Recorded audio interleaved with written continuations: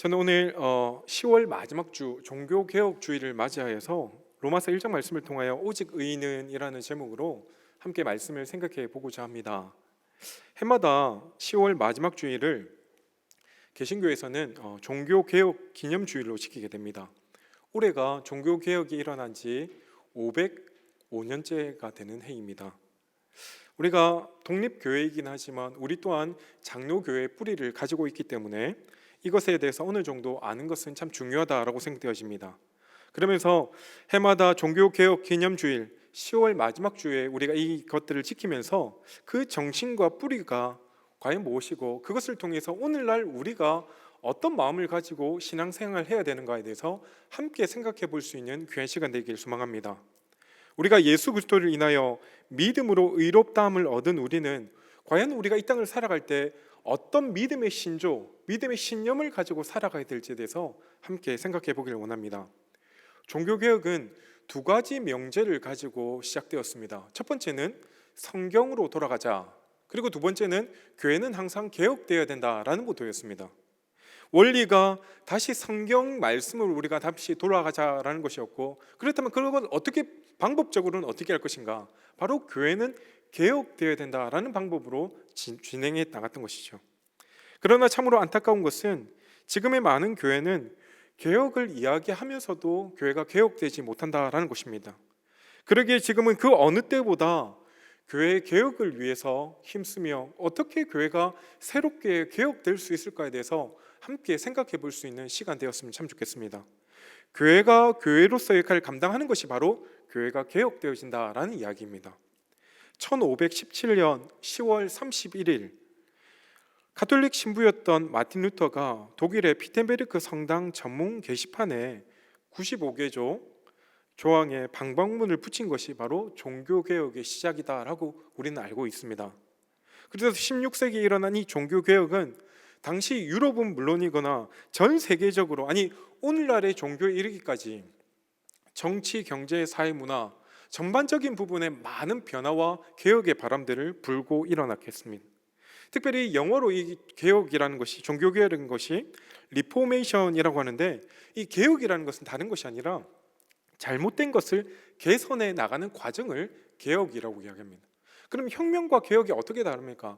혁명이라는 것은 모든 것을 다 부수고 완전히 뒤집어 엎는 것을 혁명이라고 이야기한다고 하면, 개혁이라는 것은 조금 고치는 것, 그리고 처음 것을 다시금 돌아가는 것을 개혁이라고 이야기할 수 있습니다. 교회가 세속화되어지고 또한 교회가 교회로서의 본연을 다하지 못할 때 교회는 어쩔 수 없이 부패할 수밖에 없었고, 이 교회의 부패로 말미암아 세상은 혼탁하여지고 사회는 전반적으로 영적으로 암울할 수밖에 없었습니다. 그래서 하나님은 이 어두운 역사에 한 사람을 준비시키셔서 그 사람을 통하여 종교가 개혁되기를 원하는 마음에 바로 마틴 루터를 통하여 이 어두운 시대에 종교 개혁을 일으켜 주셨다라고 할 수 있습니다. 그러기에 종교 개혁이라는 것은 이 개신교 역사에 있어서는 꼭 필요한 하나님의 일하심을 보여줄 수 있는 상징적인 사건이라고 이야기할 수가 있습니다. 초대교회는 온갖 핍박과 박해를 받아오면서 이 성도들이 그 신앙의 믿음을 지키기 위해서 지하 카타콤으로 숨어 들어갔습니다. 이곳에서 정말 신앙의 자유를 위하여 열심히 기도하고 예배하며 근 300년간 지하 세계 속에서 카타콤에서 예배를 드렸습니다. 그러면서도 복음의 확장들은 계속히 일어났지만 그 가운데 참으로 많은 순교자들을 배출하게 되었습니다. 성령 충만한 사도들과 성도들이 복음을 전하며 당시 세계 최강이었던 로마에까지 계속해서 복음은 증거되었습니다. 그래서 로마로부터 엄청난 핍박과 박해가 있었지만 그 복음은 멈추지 않고 로마를 변화시켜서 결국은 313년에 콘스탄틴 대제가 기독교를 국교화시켰습니다.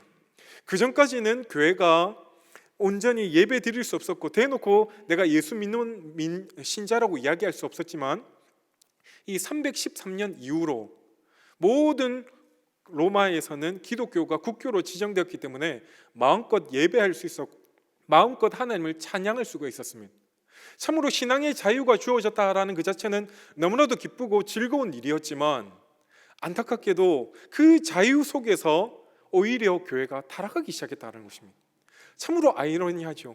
신앙의 자유를 위하여 열심히 기도하고 하나님께 부르짖어서 그렇게 자유가 주어졌으면 더 열심히 하나님을 섬겨야 되지만 오히려 그때부터 교회가 타락하고 부패하기 시작했다라고 할 수 있습니다. 그래서 예배에 신비적인 요소들이 들어오기 시작하였고 마리아 숭배 사상이라든지 아니면 많은 유물 사상들이 일어나기 시작했습니다. 교회가 세상의 권력을 장악하자마자 이런 부패들이 만연하기 시작했다는 것입니다. 그래서 예배와 신앙생활은 형식화되어졌고 의식화되어지기 시작했습니다. 그 결과 어떻게 되었습니까? 동방교회와 서방교회가 바로 예배의 형식의 차이를 가지고 1054년에 드디어 분리되게 되었습니다. 동방정교회와 서방교회가 분리되게 되었습니다. 바로 예배의 형식이 서로 다르다라는 이유였습니다. 그것 때문에 로마 교회가 다스리는 서방 교회들은 로마 가톨릭 교회라고 부르게 되었고, 이 유럽을 중심으로 하는 로마 가톨릭이 중세 청년의 시간 동안, 그 암흑기 시간 동안 교회가 점점 타락하기 시작했다라고 볼 수 있습니다. 사제직을 돈으로 매매할 수도 있었고, 또한 수도사들이 성적으로도 많이 타락하였고, 죄 사함을 받는 부분에 있어서도 구원을 정말 돈으로 살 수 있다라는 까지 이르게 되었다는 것이죠. 이에 마틴 루터는 돈으로 구원을 살 수 있다, 이것은 정말로 본질에서 너무나도 벗어난 것이기 때문에 이 선량하고 무지한 백성들을 향해 이 재산을 빼앗는 것이 로마 교황청이 너무나도 부재이고 너무나도 탄압이라고 생각되어져서 결국은 95개조 방방문을 통하여 과연 로마 교황청이 얼마나 잘못되어 길을 걸어가고 있는가에 대해서 함께 토론해보자라는 의미에서 반박문을 붙이게 되었다고 볼 수 있습니다. 이렇게 해서 마틴 루터는 종교개혁이 시작되었고, 스위스의 쯔빙길리와 그리고 우리가 잘 아는 존 칼빈에 의해서 그 사상이 완성되었습니다.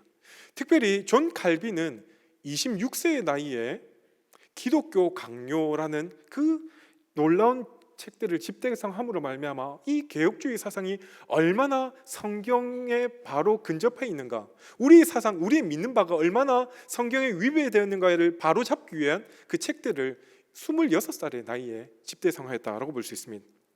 그 종교개혁이 일어나는 동안 참 많은 박해가 있었습니다. 특별히 다른 박해가 아니라 바로 로마 교황청으로부터 엄청난 박해와 핍박이 있었지만 그 불씨들이 결코 꺼지지 않고 결국은 계속해서 전 유럽을 변화시킬 수 있는 하나의 방법이 될 수 있었습니다. 오늘 종교개혁주의를 맞이하면서 종교개혁을 일으켰던 3대 모토에 대해서 오늘 우리가 함께 잠깐 생각해 보았으면 좋겠습니다. 먼저 첫 번째로 종교개혁의 첫 번째 모토는 함께 따라할까요? 오직 성경. 첫 번째 모토는 오직 성경이었습니다. 솔라 스크립투라라고 하죠. 하나님의 말씀으로 돌아가자라는 운동입니다. 당시에는 성경을 아무나 읽을 수가 없었습니다. 교황이 허락한 사람만이 성경을 읽을 수밖에 없었죠. 그런데 일반 백성들은 성경조차를 가까이 할 수도 없었습니다. 왜입니까? 성경이 라틴어로 적혀 있었기 때문에 무지한 백성들이 이 성경을 읽을 수가 없었습니다. 그래서 오직 신부들만이 전하는 말을 들을 뿐이었습니다. 또한 성경을 해석할 권리조차도 교회에만 있었고, 그리고 최종적으로 성경 해석의 권한은 교황에게 있었습니다. 개신교회에서는 성경 모서를 믿고 있습니다. 그러나 로마 가톨릭은 교황 모서를 믿고 있습니다. 교황이 신앙이나 도덕에 대해서는 무슨 결정을 할 때에 실수하는 법이 없다라는 교황 모서를 그들은 믿고 있었던 것이죠. 결국은 교황의 생각이 그들의 신앙과 행위의 표준이 되어진다라는 것을 받아들였다라고 볼 수 있습니다. 그러니까 교황의 말이 곧 법이었습니다. 성경의 권위보다 오히려 교황의 권위가 훨씬 더 높았다라고 이야기할 수 있는 것이죠. 결국 교황의 생각이 모든 신앙과 행위의 표준이 되다 보니까 많은 백성들을 무지하게 만들었습니다. 밖으로의 채널만 막기만 하면 그 권력은 오래 갈 수 있다라고 했습니다. 그래서 중세 천년 동안 정말 기독교가 부패하고 타락할 수밖에 없는 구조로 나아갈 수밖에 없었던 것이죠. 이것은 마치 북한이 지금 북한 주민들이 다른 외부적 채널들 모두 막는 이유가 무엇입니까? 그들이 외부와 계속해서 연락하고 외부의 소식을 들으면 북한 체제가 무너질까 봐 외부의 모든 채널들을 단절한 채 오직 이 김일성 집체 사상, 김일성 숭배 사상만을 그들에게 계속해서 알려주는 이유가 그들이 외부의 여러 가지 이야기를 들으면 그 체제가 무너질까 봐 그런 일들을 지금도 자행하고 있는 것입니다. 이러한 때 루터는 라틴어로 된 성경을 독일어로 번역하였습니다. 독일 사람들이 그 성경 말씀을 이제는 자유롭게 읽을 수 있게 되자 하나님의 놀라운 일들이 일어나기 시작하였습니다. 오직 성경만이 성도의 신앙과 행위의 표준이 되어심을 믿어야 될 줄 믿습니다. 그래서 개신교의 신앙의 표준은, 우리의 삶의 표준과 기초가 되는 것은 다른 것이 아니라 바로 성경 말씀, 신구약 66권의 성경 말씀이 바로 우리의 삶과 신앙의 표준이 되는 말씀입니다. 그래서 우리가 하나님과의 깊은 관계로 들어가고 그 하나님의 뜻과 계획을 분별하기 위해서는 그 성경 말씀을 우리가 자주 접해야 되고, 그 말씀을 읽고 그 말씀이 과연 오늘 우리의 삶을 뭐라고 말씀하신지를 듣고 행하기 위해 노력해야 됩니다. 그러나 오늘날 우리 성도들의 문제가 과연 무엇입니까? 그 하나님의 말씀을 너무나도 자유롭게 읽을 수 있음에도 불구하고 그 말씀을 읽지 않는다라는 것이 우리의 문제일 수 있습니다. 진리를 알려고 노력하지도 않고 자기의 생각과 경험과 느낌대로 신앙생활을 하려고 합니다. 이렇게 하다 보면 우리는 영적인 무지에 빠질 수밖에 없고, 그것으로 인하여 우리가 신앙생활이 자기 소견에 옳은 대로 정말 우리의 신앙생활을 할 수밖에 없다라는 사실입니다. 당시 교황청에서는 백성들에게 하나님의 말씀의 진리를 가리고 있었습니다. 그래서 루터의 방법문의 대부분의 내용들은 무엇이냐면, 당시 교황청이 행하고 있던 이 사업들이 과연 하나님의 말씀 앞에 옳은가 우리가 한번 따져보자, 같이 토론해보자 라는 내용들이었습니다. 놀랍게도 이 문서가 공개된 지 2주 만에 독일의 여러 지역들에게 이 소문이 흘러퍼져서 더 이상 이 문제에 대해서, 이 개혁에 대해서 막을 수 없는 정도까지, 손을 쓸 수 없는 정도까지 소문이 넘쳐나기 시작했습니다. 어쩌면 하나님께서 정말 물이 끓는 점, 임계점에 다다랐을 때 한 사람 루터를 사용하여서 이 유럽 땅 가운데에 하나님의 복음이 바로 증거되기를 원해서 이 사람을 사용하여 독일 전역에, 아니 유럽 전역에 종교개혁을 일으킬 수 있도록 여러 가지 토대를 만들어 주었습니다. 이 개혁의 불씨가 순식간에 전 유럽으로 퍼져나가기 시작했습니다. 도저히 이것을 걷잡을 수 없을 정도로 개혁의 물결들이 흘러넘쳐났습니다. 교황청은 이러한 개혁들이 막기 위해 여러 가지 노력들을 해나갔지만 이 개혁들을 막을 수 없게 되자 가장 크게 타격을 받은 것이 있다면 어쩌면 면죄부를 판매하는 사업이었습니다. 면죄부를 산 사람은 죽어도 지옥으로 가지 않고 연옥에 머물다가 천국에 갈 수 있다라고 믿게 해서 많은 사람들이 그 당시에 면죄부를 구매를 하였습니다. 면죄부를 로마 교황청이 더 많이 팔기 위해서 교황청에서는 전문 판매 신부를 두어서 이 일을 추진하기도 했습니다. 그 많은 신부들 가운데 특별히 테첼이라는 신부는 당신이 예배 가운데에 헌금통에 돈을 넣는 순간 땅그랑 하는 소리가 나는 순간 영혼은 연옥에서 천국으로 올라간다라고 사람들에게 설교를 했다라고 이야기합니다. 여러분, 연옥이라는 것은 결코 존재하지 않습니다. 그들이 이야기했던 연옥은 천국과 지옥의 중간 단계를 이야기합니다. 그래서 보통 악한 죄인은 죽으면 바로 지옥으로 가지만 보통 죄인은 지옥으로 바로 가지 않고 연옥에 머물러 있다가 그곳에서 고행을 하고 수행을 하고 혹시라도 이성에 있는 자기의 가족과 친척들이 그를 위해서 헌금을 하게 되면 천국에 올라갈 수 있다라고 이야기를 했던 것이죠. 왜 당시 교황청은 이렇게 면죄부, 말도 안 되는 이 면죄물을 판매하기에 열을 올렸을까요? 그것은 다른 것이 아니라 성 베드로 대성당을 건축하는데 어마어마한 돈이 들었기 때문입니다. 이 성당은 한 번에 8,000명이 미사를 드릴 수 있을 정도로 지금도 세계에서 가장 큰 성당 중에 하나입니다. 이 성당을 건축하는데 근 100년의 시간이 걸렸고, 또한 당대 최고의 건축가였던 라파엘, 미켈란젤로가 이 감독을 맡으면서 이 일들을 추진하였습니다. 이런 막대한 건축비를 충당하기 위해서 교황청은 어쩔 수 없이 면죄부라는 성경에도 있지 않은 이 면죄부를 판매하여 그 일들을 추진했다라고 볼 수 있습니다. 그래서 95개조 반박문을 통하여 루터가 주장하고 싶었던 것이 가장 중요한 부분이 뭐였냐면, 과연 구원에 관한 부분이 이 돈을 통해서 살 수가 있느냐, 이것이 과연 성경적이냐에 대해서 함께 질문했던 것입니다. 오히려 루터가 생각은 돈을 통해서 구원받는 것이 아니라 오직 구원이라는 것은 하나님의 은혜로 구원받는 것이다 라는 것을 그가 주장하였습니다. 여러분 어떻게 생각하십니까? 우리가 돈이 많다고 구원받을 수 있습니까? 아니면 하나님의 은혜로 우리가 구원받을 수 있습니까? 그래서 두 번째 종교개혁의 모토가 뭐였냐면 오직 은혜입니다. 따라할까요? 오직 은혜. 구원이 면죄부를 사면 얻게 된다라는 것은 결코 말이 되지 않는 말입니다. 사람이 자신의 공로나 돈이나 면죄부로 하나님 앞에서 의롭함을 얻고 구원을 얻는다라는 것은 사실상 불가능한 일입니다. 우리가 아무리 돈이 많다고 주를 위해서 열심히 헌신한다고 구원받는 것이 결코 아니라는 사실입니다. 성경 그 어디에도 면죄부를 사면 구원을 얻는다 그런 말은 없다라는 것입니다. 구원에 관해서는 루터는 에베소서 2장 8절의 말씀을 철저히 믿었습니다. 에베소서 2장 8절에 뭐라고 이야기합니까? 너희가 그 은혜를 인하여 믿음으로 말미암아 구원을 얻었나니 이것이 너희에게서 난 것이 아니요 하나님의 선물이라. 행위에서 난 것이 아니니 이는 누구든지 자랑치 못하게 하려 함이라. 이 구원에 관해서는 우리에게 아무런 근거가 없다는 사실입니다.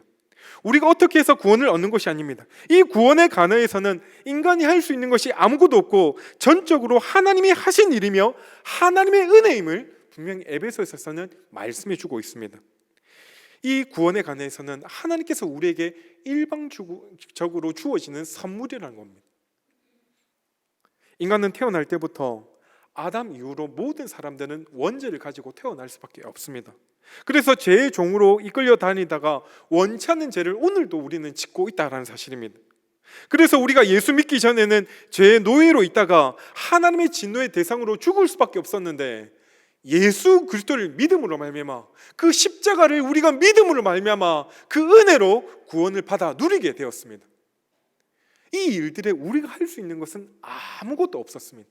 오직 하나님의 은혜로 이 모든 것들이 이루어졌고 우리는 그저 그 은혜를 받아 누리기만 하면 된다라는 사실입니다. 그러나 당시 중세 교인들은 이 사실조차 몰랐기 때문에 그저 사제들이 전해준 이 면죄부를 사야만 구원 얻는다고 생각하여서 그들은 그 면죄부를 자기 있는 돈을 다 끌어모아 그 면죄부를 샀다라는 사실입니다.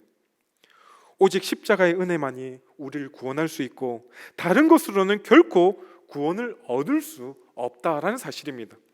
그러므로 오늘도 우리는 그 하나님의 은혜를 가지고 살아가는 사람들입니다. 단 한순간도 그 은혜 없이는 결코 호흡할 수 없을 정도로 그 은혜만을 간구하며 살아갈 때 하나님께서 오늘 우리에게 부어주시는 그 은혜를 우리 모두 다가 다 받아 누릴 수가 있는 것입니다. 여러분, 은혜가 영어로 그레이스인데 헬라어로는 카리스라고 이야기합니다. 이 카리스의 뜻이 뭐냐면 받을 가치나 자격이 없는데도 거저 주시는, 공짜로 주어지는 것이 바로 은혜다라고 이야기합니다.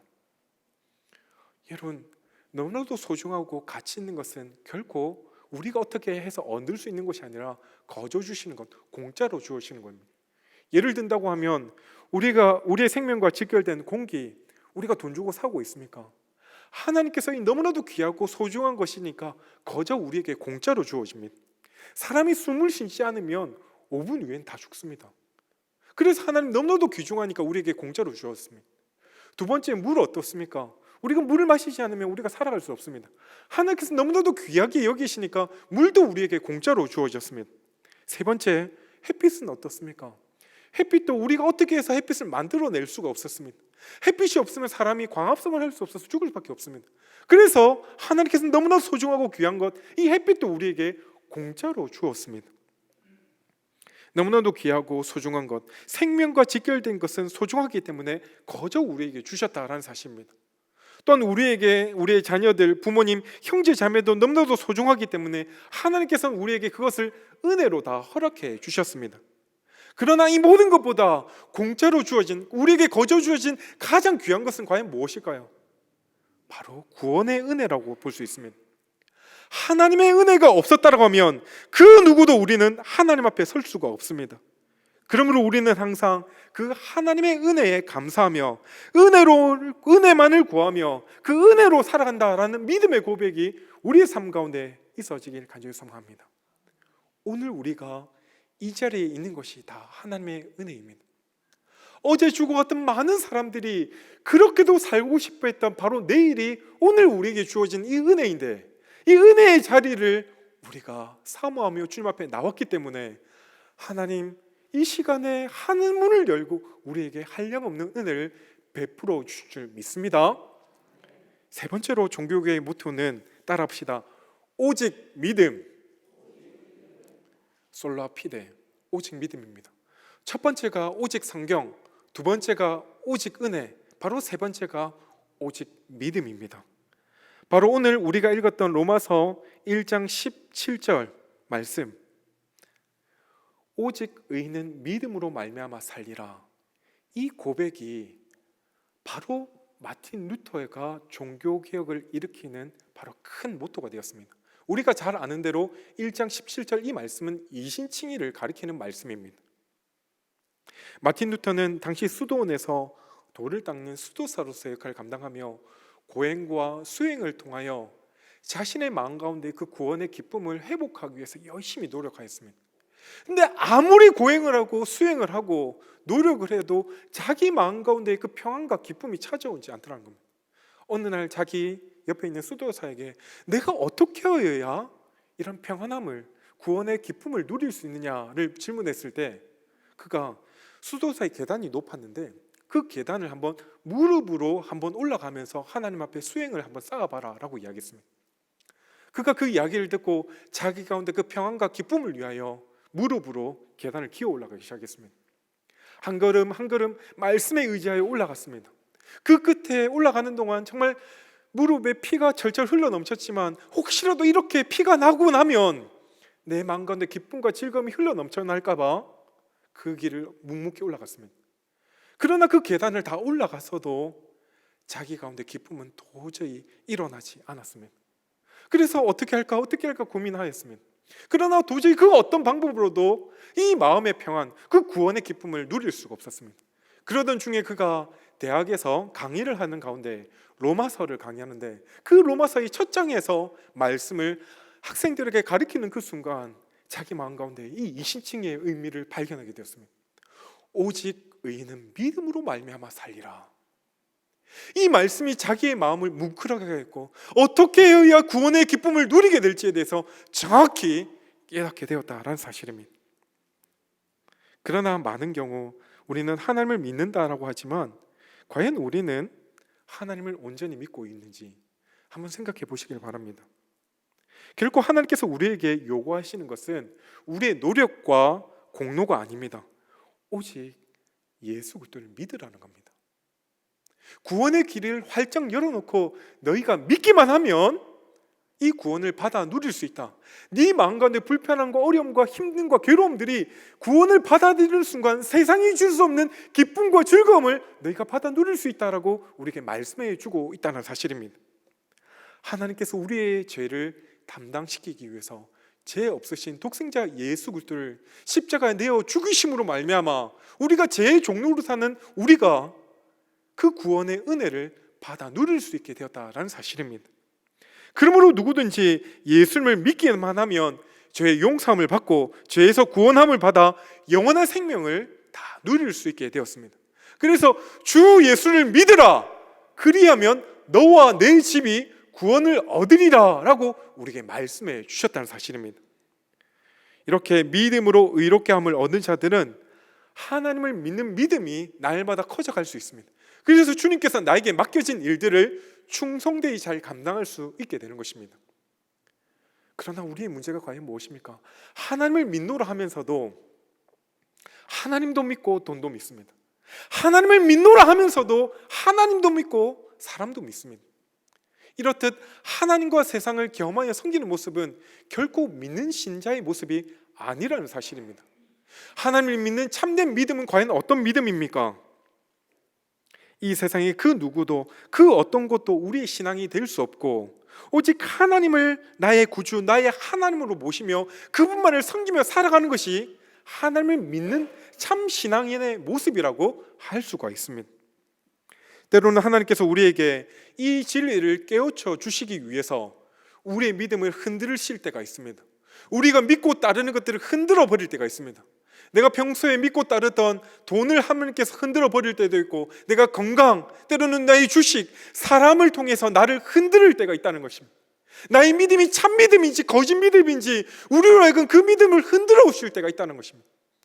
그러할 때 우리는 어떻게 해야 됩니까? 지금까지 나를 보호한다고 믿었던 그것들이 흔들릴 때 과연 나는 어떻게 해야 됩니까? 우리가 살면서 믿고 있었던, 우리를 보호하며 모든 것들을 나를 정말 의지하게 했던 그 모든 것들을 흔들 때 우리는 과연 누구를 의지해야 되겠습니까? 그럴 때 우리는 여러 가지 고난과 어려움의 풍파 속에서 결코 흔들리지 않는 우리의 소망이 되시는 하나님께 우리의 믿음을 둘 수 있어야 됩니다. 하나님께 우리의 믿음을 두는 순간 세상이 아무리 풍파로 요동친다고 할지라도 그 고요함을 느낄 수가 있습니다. 이것이 주님이 주시는 참된 평안이고 기쁨이고, 주님을 믿는 믿음 안에 이 일들이 이루어질 수가 있다는 사실입니다. 그러므로 우리의 믿음은 오직 하나님 한 분밖에 없음을 고백할 때 하나님께서 우리에게 참된 믿음을 허락하여 주실 줄 믿습니다. 사랑하는 성도 여러분, 예배를 드릴 때에 정말 하나님께서 주체할 수 없을 정도 내 가운데에 강하게 역사하여 주셔서 믿음에 솟구칠 때가 있었습니까? 내 마음 가운데 정말 예배를 드릴 때 나도 모르는 사이에 눈물이 쏟아지는 것 같고, 내 마음 가운데 하나님이 주시는 그 마음이 뜨겁게 달아오는 적이 여러분 있습니까? 제가 대학을 다닐 때 이제 군대에 제대를 하고 복학을 해서 중세교회사 수업을 듣는 시간들이 있었습니다. 이 중세교회사 시간들 가운데 특별히 종교개혁사의 수업을 듣는데, 바로 오늘 마틴 루터의 종교개혁을 강의를 들었습니다. 그러면서 로마서 1장 17절 이 말씀을 교수님이 막 이야기를 하는데, 그 순간 제 마음이 뜨거움이 다가왔습니다. 예배 시간이 아니었고 어떤 찬양이나 기도의 시간이 아닌 수업 시간에, 강의 시간에 내 마음 가운데 주체할 수 없는 그 뜨거움들이 갑자기 밀려오기 시작했습니다. 어떻게 할 수 없을 정도의 내 마음이 주체할 수. 그래서 부랴부랴 수업을 마치고 기도실로 가서 기도하기 시작했습니다. 왜 갑자기 이런 마음들이 제 마음 가운데 드는지 알 수 없어서 기도하고 또 기도하는데 눈물이 쏟아지기 시작했습니다. 제가 제 힘을 주님 앞에 고백하며 내가 어떻게 주님을 위해 쓰임받을 수 있을지에 대해서 믿음으로 고백하며 나가는 시간들이었어요. 그때 당시에 학교가 참으로 어려운 시간들이었습니다. 방만 경영으로 인하여 관선이사, 교육부에서 관선이사가 그 학교에 파송되어 있었기 때문에 어쩌면 기독교 대학의 정체성이 완전히 흔들릴 수밖에 없었고, 또한 당시 일주일에 2번씩 드려지는 채플이 정말 몸이 건조하게 형식화되어 있었고, 또한 학생들과 교수님들이 더 이상 학교에 대한 소망이 없어서 이제는 우리 학교가 망한다라는 생각이 들 정도로 패배주의에 쩔어 있던 상황이었습니다. 이 어둠이 정말 짙게 학교 모든 부분에 깊게 깔려 있었던 상황들이었습니다. 이러한 때에 하나님께서 제 마음 가운데 그런 마음들을 주셔서 학교를 위해 과연 무엇을 할 수 있을까에 대한 생각을 하게 되었을 때, 오늘 마틴 루터가 종교개혁 때 95개조 방법문을 가지고 이야기를 했던 것처럼 제 마음 가운데 학교를 향하여, 그리고 경건을 향하여, 그리고 학생들과 교수를 향하여 95개조 개혁문을 가지고 함께 이야기해보고 함께 기도해보자 해갖고 10월 31일 날 학교 곳곳에 대자보를 크게 붙였습니다. 그리고 우리가 함께 모여 학교를 위하여 한번 기도해보자. 뜻 있는 자들이 함께 모여서 정말 이 일들을 어떻게 해결할 수 있을까에 대해서 함께 토의해보고 같이 기도해보자 라고 했습니다. 그 대자보를 붙이고 그날 다음 날 함께 모이자고 했을 때 100여 명의 많은 학생들이 모여서 함께 찬양하고 기도하기 시작했습니다. 울며 불며 이 학교를 살려달라고 간절히 기도하기 시작했습니다. 하나님께서 그 순간 학교 가운데 놀라운 성령의 바람을 불게 하여 주셨습니다.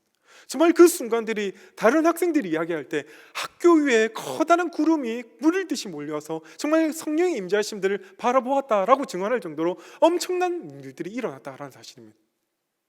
그 이후에 학교가 변하기 시작했습니다. 각 선교단체들이 정말 정오 시간이 되면 함께 모여 기도하며 인간 띠를 이루며 학교 전체를 손에 손잡고 돌면서 학교를 위하여 부르짖고 간구하였습니다. 경건회가 예배가 변하기 시작했습니다. 예배 때가 그렇게 죽어 있었는데 살아 역동하기 시작했습니다. 학생들과 교수님들이 학교를 한번 살려보자라는 이야기들이 흘러나오기 시작하였습니다. 더 중요한 것은 정말 이사님들이 정말 이 학교를 한번 살려보겠다는 마음 때문에 변화의 바람들이 일어났고 2, 3년 안에 학교가 정상화되었습니다. 이 모든 일들이 한 사람이 정말 하나님 앞에 변화되고 주시는 마음을 가지고 함께 그 마음들을 모으고 나누었을 때 홀리클럽 같은 성령의 바람들이 넘쳐나기 시작하더라라는 사실입니다. 오늘 종교개혁의 원리는 오직 성경, 오직 은혜, 오직 믿음이었습니다. 그들은 정말 다시 성경으로 돌아가자, 다시 은혜를 회복하며 다시금 믿음을 회복하기 위한 이런 모토를 가지고 자신의 생명 다해 목숨 다해 이 일들을 펼쳐나갔을 때 중세 암흑기가 새롭게 변화되는 이 시발점이 될 수 있었고 새로운 개신교가 탄생하게 되는 일들이 일어났다는 사실입니다. 출발은 아주 작은 것이었습니다. 과연 우리 안에 문제가 무엇인지를 함께 발견해 보자는 그 작은 시발점이 많은 유럽을 변화시키게 되었고 개신교가 태동하게 되는 놀라운 역사가 이루어지게 되었다는 사실입니다. 오늘 종교개혁주의를 맞이하여 우리 모두가 이 종교개혁의 정신들을 회복하여 누리기를 간절히 소망합니다. 성경으로 다시 돌아가고 오직 은혜로 살아가고 믿음으로 구원을 얻는 도리를 행하는 우리 모두가 되기를 간절히 소망합니다. 하나님 앞에서 고람되어 그리고 오직 하나님의 영광을 위하여 솔리데오 그라우리아, 솔라 피데, 솔라 스크립투라, 솔라 그라시아, 이 고백들이 바로 우리의 고백이 되어지길 간절히 소망합니다. 중세 교회가 세상의 권력을 소유하게 될 때 교회는 세상과 결탁하여 타락하였고 성직자들은 세속화되었으며 성도들은 어둠 속에서 갈 길을 찾지 못하였습니다.